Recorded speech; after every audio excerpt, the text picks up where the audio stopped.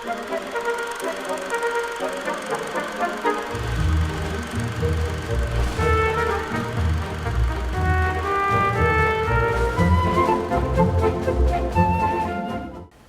度係一個一地兩制嘅地方。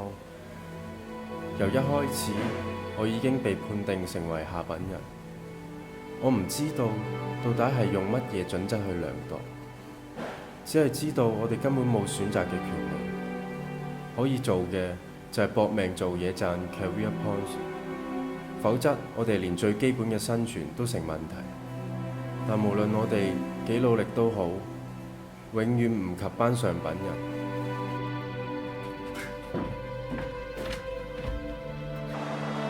你而家將呢條新條話俾沙魚知，做狗只係職責咋，做狗係你職責啊！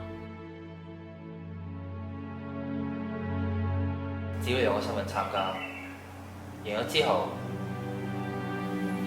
我會同政府講，俾個上品身份你。咁如果我話，只要你喺輸咗個比賽，我就可以令你成為真正嘅上品呢？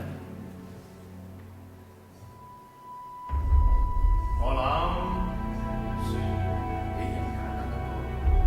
有啲嘢表面係咁，唔代表實際都係咁。